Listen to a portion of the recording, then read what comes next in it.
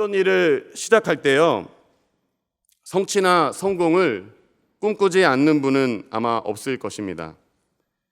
우리 학생들이 시험 기간에 공부를 하는 것도요, 좋은 성적을 꿈꾸지 않고 공부하는 친구들은 아마 없을 것입니다. 사업을 시작할 때도 돈 벌기를 꿈꾸지 않는 사람이 없고, 장사를 하면서도 많은 손님들이 찾아오는 것을 꿈꾸지 않는 사람은 없을 것입니다. 결혼을 준비하는 사람은 행복을 꿈꿀 것입니다.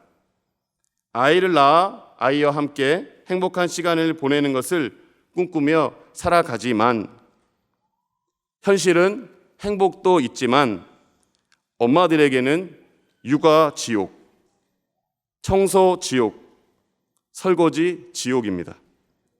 제가 아는 목사님이 아이가 4명이 있는데요, 그 목사님이 말씀하시기로는 세탁기가 24시간 돌아간다고 했습니다. 설거지 지옥이, 청소 아니죠, 세탁 지옥입니다. 아빠들도 행복한 시간을 꿈꿨지만 현실은 화캉스입니다. 화캉스가 뭔지 아시나요? 아빠들이 화장실에 들어갔다가 나오지를 않는 거예요. 나오면 놀아달라고 하고 이것저것 시키시니까 화장실에서 나오시지 않습니다. 인자가 머리 둘 곳이 없다고 하는데 아빠들도 머리 둘 곳이 없습니다. 오해하지 마십시오. 저희 집 이야기가 아닙니다. 내가 꿈꿨던 것과 살아가는 현실의 모습이 다름을 우리는 체험합니다. 우리가 꿈꾸고 기대했던 목표가 현실에서는 이루어지지 않아서 마음이 상하고, 또 우리가 간절히 기도했던 기도 제목들이 이루어지지 않고 열매가 없는 것 같아서 상심한 성도님들도 계실 거라는 생각이 듭니다.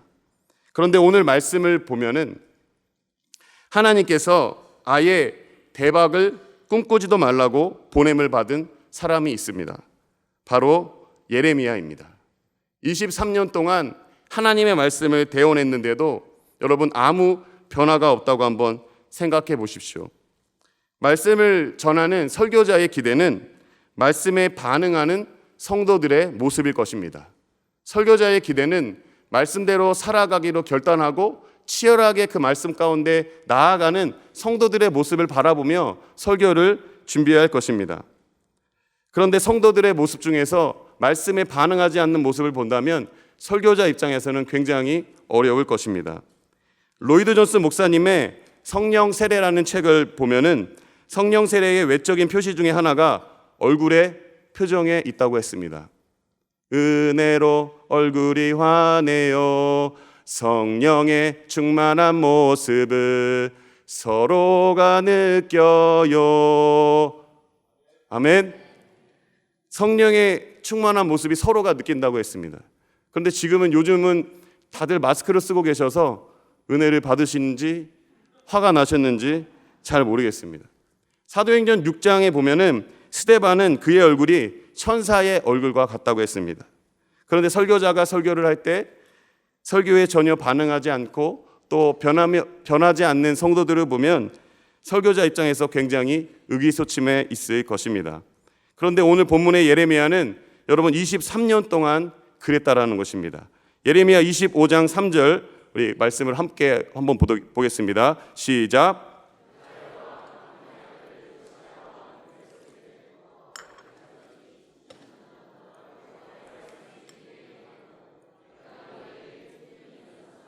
아멘. 오늘까지 23년 동안 예레미야는요, 이스라엘 백성들에게 꾸준히 하나님의 말씀을 전했습니다. 그러나 3절 하반절 말씀에 보면 너희가 순종하지 아니하였느니라. 여러분 23년 동안 하나님의 말씀을 전했는데 순종하지 않는 백성들의 모습을 보면 의기소침할 것입니다. 25장 4절 말씀에 보면 그것도 함께 보겠습니다. 상반절 말씀입니다. 그러므로 여호와께서 선지자를 너희에게 끊임없이 보내셨으나, 그럼에도 불구하고 하나님은요 선지자를 끊임없이 이스라엘 백성들에게 보내셨습니다. 그런데 이스라엘 백성들의 반응은 하반절에 있습니다. 너희가 순종하지 아니하였으며 귀를 기울여 듣지도 아니하였도다. 하나님께서 이스라엘 백성들이 하나님의 말씀을 듣지 않는 것을 아셨음에도 하나님은 계속적으로 지속적으로 선지자를 보내서 말씀을 선포하게 하셨습니다. 물론 본문의 뒤에는 원인이 있습니다. 이들의 죄악으로 인해서 하나님의 말씀을 거부한 것은 사실입니다. 그런데 저는 오늘 이 본문을 예레미야 선지자의 입장에 서서 한번 묵상해 보았습니다. 하나님의 말씀을 전하면 눈앞에 열매가 맺어져야 하고 성도들이 변하는 모습을 봐야 신바람이 나지 않겠습니까? 말씀을 듣는 사람들이 회개하고 하나님 앞에 통회자복하고 돌아오는 모습을 봐야 사역할 맛이 나지 않겠습니까? 그런데 23년 동안 말씀을 전했으면 변화가 있어야 하는데 이스라엘 백성들은 하나님의 말씀을 듣지 않았습니다. 왜냐하면 아마 이스라엘 백성들은 예레미야에게서 원하는 설교를 듣지 못했기 때문입니다. 그럼에도 이 예레미야는 23년 동안 하나님의 말씀을 전할 때 얼마나 무겁고 어려웠을까요? 설교자의 입장에서는 아마 소명이 흔들릴 수 있었을 것입니다. 거기에 더해서 여러분 반응하지 않는 백성들에 더해서 예레미야를 지지해 주는 사람들도 없다고 한번 생각해 보십시오.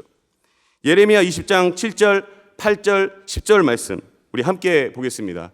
여호와께서 주께서 나를 권유하심으로 내가 그 권유를 받아싸우며 주께서 나보다 강하사 이기셨으므로 내가 조롱거리가 되니 사람마다 종일토록 나를 조롱하나이다. 내가 말할 때마다 외치며 파멸과 멸망을 선포함으로 여호와의 말씀으로 말미암아 내가 종일토록 치욕과 모욕거리가 됨이니이다. 나는 무리의 비방과 사방이 두려워함을 들었나이다. 그들이 이르기를 고소하라 우리도 고소하리라 하오며 내 친한 벗도 다 내가 실족하기를 기다리며 그가 혹시 유혹을 받게 되면 우리가 그를 이기어 우리 원수를 갚자 하나이다. 아멘.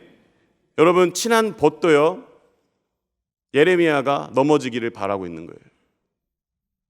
예레미야 편이 한 명도 없습니다. 그럴 때 소명이 흔들리지 않을까요? 예레미야도 아마 마음적으로 심적으로 여러 가지 정서적 반응을 보였습니다. 예레미야 20장 9절 말씀에 보면 내가 다시는 여호와를 선포하지 아니하며 그의 이름을 말하지 아니하리라. 이게 예레미야의 본심이었을 것입니다. 왜냐하면 23년 동안 전했는데 반응하지 않는 백성들을 보면서 소명이 흔들릴 수도 있었겠죠.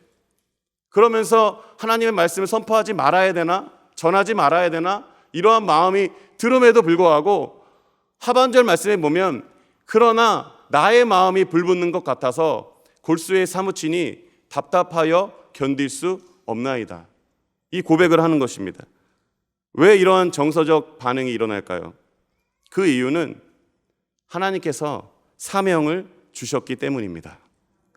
하나님께서 그 백성들을 예레미야에게 맡기셨기 때문입니다. 그리고 하나님께서 그 시기에 예레미야를 부르셨기 때문입니다. 그런데 나 자신에게 백성을 변화시킬 능력이 없었기 때문에 하나님이 부르셨지만 나에게 능력이 없기 때문에 예레미야는 이러한 반응을 보였던 것입니다. 하나님은 왜 이렇게 손해보는 일을 하실까요? 말씀을 묵상하다가 마태복음 23장 37절 말씀에서 하나님의 마음을 깨닫게 됐습니다. 우리 함께 읽어보겠습니다. 예루살렘아 예루살렘아 내가 파송한 자들을 돌로 치는 자여 암탉이 그 새끼를 날개 아래 모음같이 내가 내 자녀를 모으려 한 일이 몇 번이더냐. 그러나 너희가 원하지 아니하였도다. 아멘. 선지자를 죽이고 파송한 너희들에게 하나님께서 계속해서 선지자를 보냈던 이유는 암탉이 그 새끼를 날개 아래 모음같이 내가 내 자녀를 모으려고 한다. 하나님의 마음은 모든 사람이 구원을 받으며 진리를 아는 데 이르기를 원하시느니라. 디모데전서 2장 4절의 그 말씀이 하나님의 마음임을 믿습니다. 우리를 복음 전파자로 보내신 이유도 여기에 있음을 믿습니다. 제가 한 글을 가져왔는데요. 한 남자 청년이 여자친구에게 이런 글을 썼습니다. 밑에 글은 아직 보지 마시고 함께 눈으로 읽어주셨으면 좋겠습니다. 보고 싶은 당신에게, 제가 읽겠습니다. 당신이 정말 보고 싶습니다. 이 세상이 사막과 같다면 나는 뜨거운 모래 사막을 기어서라도 당신에게 가고 싶습니다. 이 세상이 태평양과 같다면 상어가 득실거린다 할지라도 목숨 걸고 당신에게 헤엄쳐 가고 싶습니다. 당신을 보기 위해 사나운 맹수와 싸워야 한다면 나는 기꺼이 내 목숨을 걸고 맹수와 싸워 당신을 볼 것입니다. 당신이 정말 보고 싶습니다. 이번 주 목요일 비가 오지 않는다면 당신이 있는 곳으로 가겠습니다. 무슨 뜻인지 이해가 되시나요? 상어도 맹수도 사막도 무섭지 않은데 비는 무섭습니다. 왜 그럴까요? 다른 것들은요 가상이지만 비는 실제이기 때문입니다. 꿈과 현실은 굉장히 다릅니다. 비전과 비전으로 나아가는 우리의 현실은 굉장히 다릅니다. 우리가 이 산지를 내게 주셔서 고백하지만 실제로 우리의 삶에는 나에게 뭐라고 하는 사람 용서하기 쉽지 않습니다. 목포를 저에게 주시옵소서라고 고백하지만 직장 상사를 받아들이기는 어렵다라는 것입니다. 예수님을 전하는 것도 우리가 찬양의 고백처럼 하나님의 나라가 나를 통하여 임하여 주시옵소서라고 고백하지만 실제 우리의 삶은 녹록치 않습니다. 제가 행복중학교에 학교 앞 신방을 가는데요. 사진을 보여주시면 굉장히 업이 돼 있습니다. 업이 돼 있죠. 선생님들과 함께 이제 아이들을 만나기 10분 전입니다.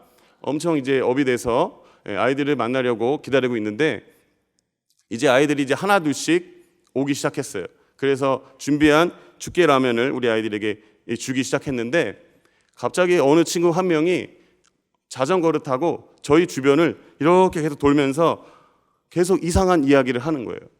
제가 말은 설명해드리지 못하겠지만 계속 저희를 조롱하는 겁니다. 그 아이가 조롱을 하는 거예요. 심지어 사이비라는 단어까지 저에게 사용하고 있더라고요. 제가 생각하기에는 아마도 나는 신이다라는 그 프로그램이 우리 아이들에게도 봤는데 그게 똑같은 기독교인 줄 알았나 보죠. 그러니까 그렇게 전도하는 우리를 보면서 그 친구가 자전거를 타고 계속 돌면서 비아냥거리더라고요. 굉장히 마음이 어려웠습니다. 저도 목회자지만 그 친구 자전거에서 넘어뜨리게 하고 싶었습니다. 사실입니다. 이 안에서 화가 올라오는데 그러면서 제가 우리 중등부 아이들에게 얘들아 너네 빛으로 살아야 돼. 너네 학교에서도 빛으로 살아야 된단다 라고 고백했는데 제가 그 정문 앞에서 아이들을 잠시 만난 그 결과 우리 아이들이 살아가고 있는 그 학교가 그 현실이 녹록치 않다는 것을 몸소 잠시 느끼게 되었습니다. 우리는 현실 앞에서 작아지는 우리 자신을 발견합니다. 그런데 저는요 예레미야보다 우리가 조금 낫다고 생각합니다. 감히 말씀드리자면 우리는 예레미야보다 더 유리하다고 생각합니다. 우리가 더 용기를 내야 된다고 생각합니다. 그 이유는요 우리 안에 진정한 선지자이신 예수 그리스도가 있기 때문입니다. 우리 예수님은요 이 땅에서도 선지자로 살아가셨습니다. 요한복음 8장 26절 하반절 말씀 우리 함께 보겠습니다. 시작.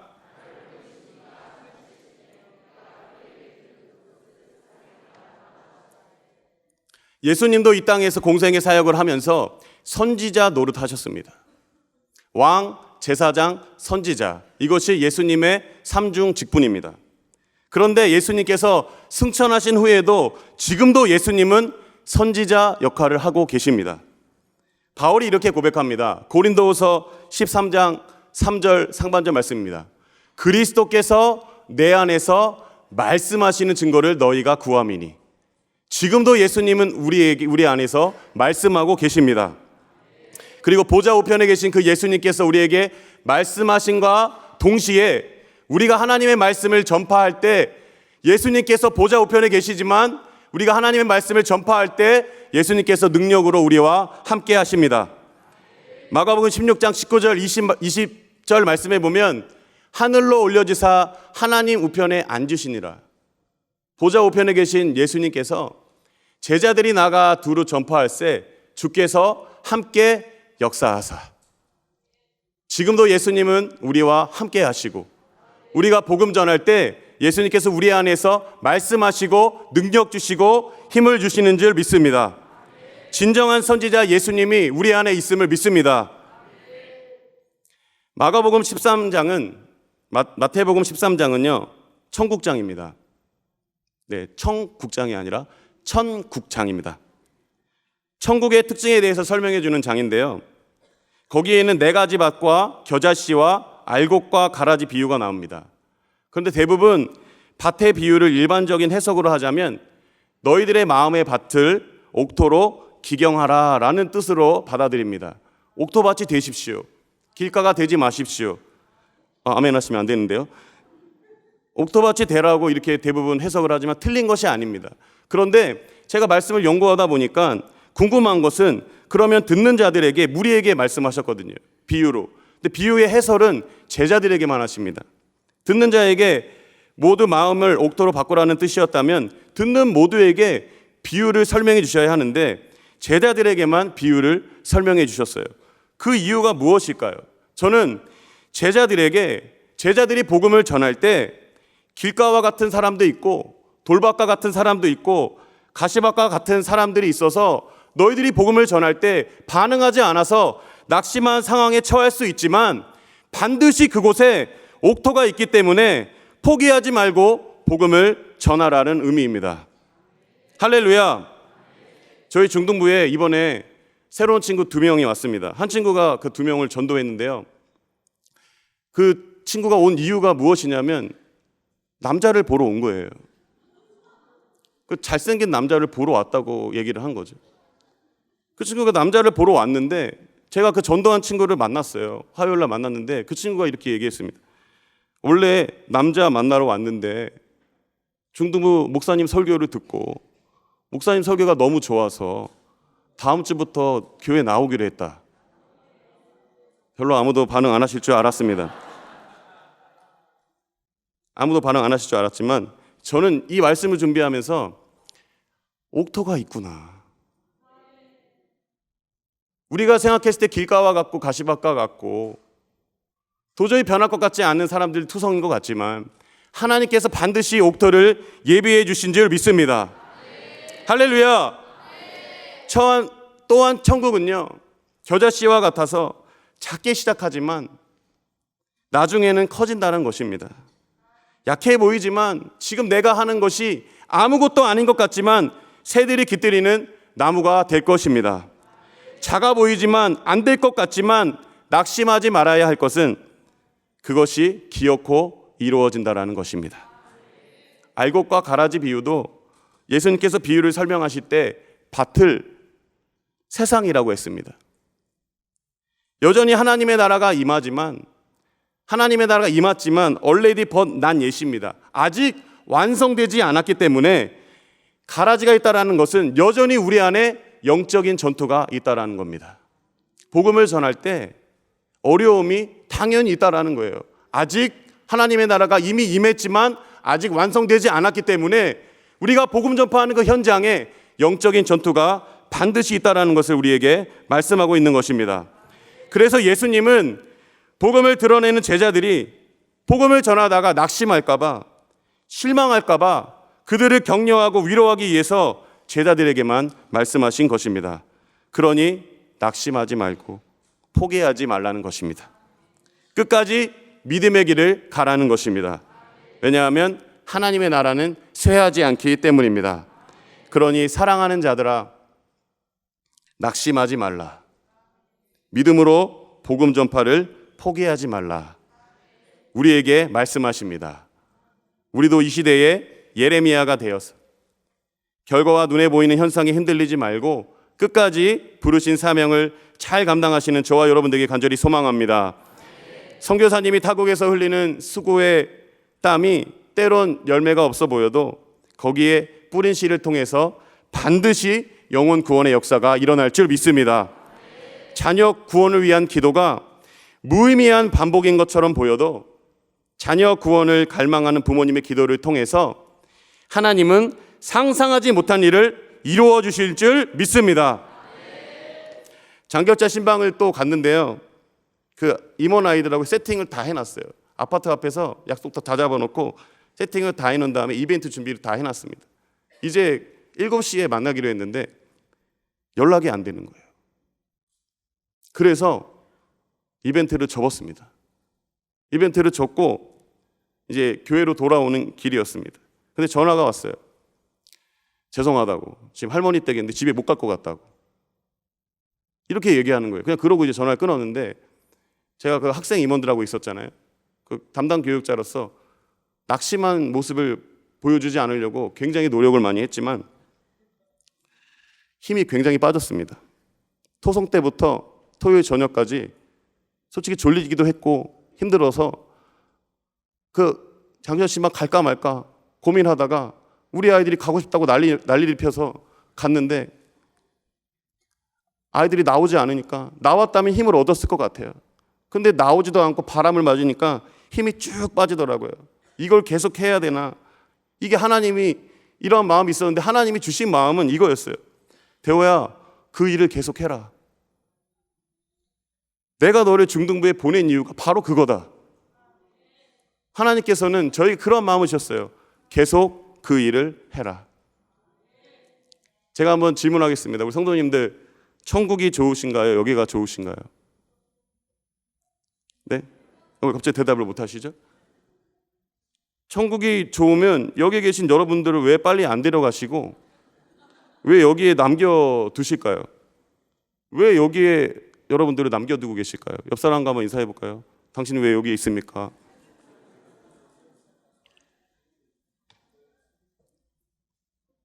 사도행전 9장의 말씀에 보면은 도르가라는 여인이 나옵니다. 도르가는 이 과부로서 과부를 돕는 사역자였습니다. 사도행전 9장 39절 말씀을 우리 함께 읽어보겠습니다. 시작.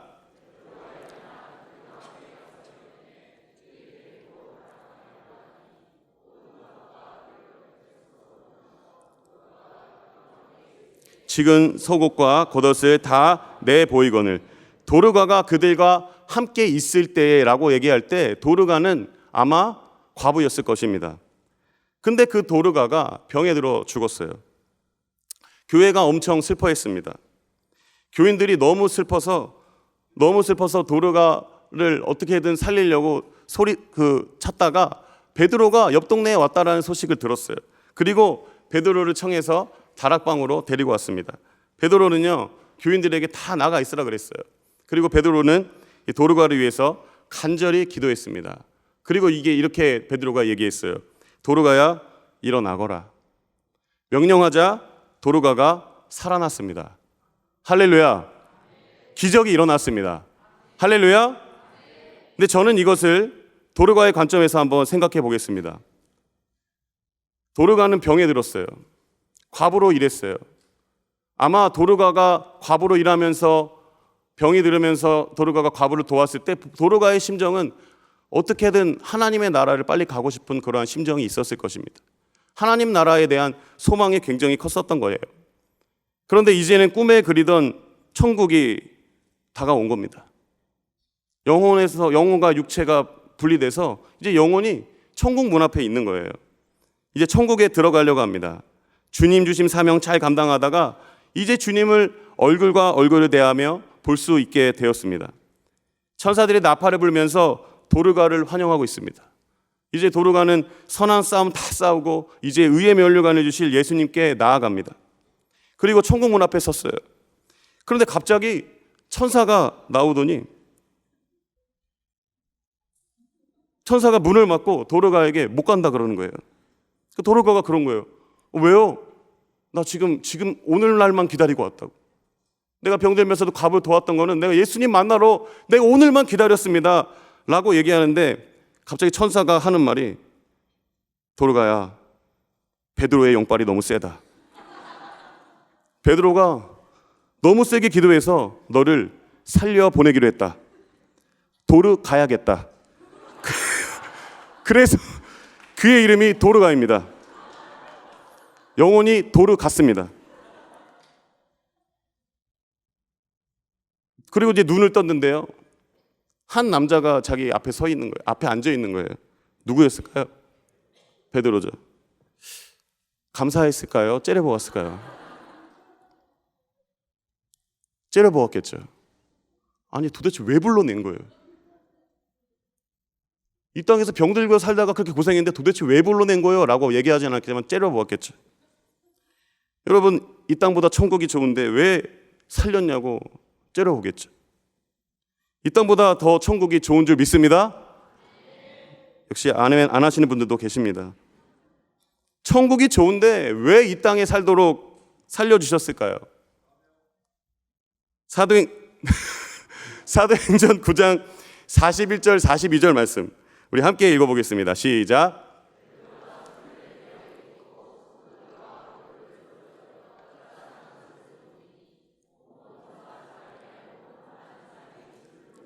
할렐루야. 도르가가 살아난 것은 그의 삶이 자신만을 위한 삶이 아니라 또한 이 일로 말미암아 많은 사람이 죽게 돌아오게 하기 위한 사명이었던 것입니다. 도르가가 살아난 것은 아직 이 땅에서의 사명이 남아있기 때문입니다. 그리스도인은 그래서 사나 죽으나 주를 위해 살아야 하는 것입니다. 그래서 그리스도인은 이 땅에서 마지막 호흡까지 사명입니다. 저는 왜 마지막 호흡까지 사명이라고 생각이 드냐면요, 우리가 마지막 유언의 현장에서도 자녀들에게 예수 잘 믿어야 된다, 이 유언의 한마디가 저는 강력한 메시지라고 믿습니다. 그래서 우리는 눈 감는 그날까지, 호흡이 다하는 그날까지 우리는 우리의 삶이 사명임을 믿습니다. 마지막 호흡 유언까지 우리의 사명이라고 믿습니다. 제가 회복의 삶 가르치는 집사님 중에 한 분이 입원하셔가지고 지금 병원에 계시는데, 제가 어제 갔어요. 제가 원고를 다 끝내놓고 이제 어제 갔는데, 그 집사님이 입원하셔가지고 잠시 얘기를 나누다가 제가 큰 감동을 받았는데요. 그 왜 그러냐면 4인실에 계시는데, 4인실에 한 분은 예수님을 믿고 한 분은 믿지 않고 한 분은 20년 동안 교회를 나가지 않고 계신다고 하시더라고요. 근데 이제 그 그분하고 대화를 하다가 어떤 일이 일어났냐면, 20년 동안 교회에 나가지 않았던 그 분이 교회에 나가기로 결심을 했다라는 거예요. 결심을 했고 예배를 드리지 않았던 그분이 지금은 병상에서 온라인 예배로 예배를 드리고 있다고 합니다. 그리고 20년 전에 나갔던 그 교회의 또 주보를 이 여자 집사님이 가져가셔가지고 그분에게 주신 거예요. 꼭 퇴원하시면 교회 나가시라고. 저는 이게 너무 감동이 되더라고요. 병실에서도 영혼 구원에 힘쓰시는 그 집사님 부부가 저는 너무 아름다웠습니다. 사랑하는 성도님들, 우리는 호흡이 끝나는 그날까지 하나님의 사명을 감당해야 될 줄 믿습니다. 가정, 직장, 동료, 친구들, 또 우리 자녀를 구원하는 일에 사명을 가지고 끝까지 나아가시는 저와 여러분 되시기를 간절히 소망합니다. 아멘.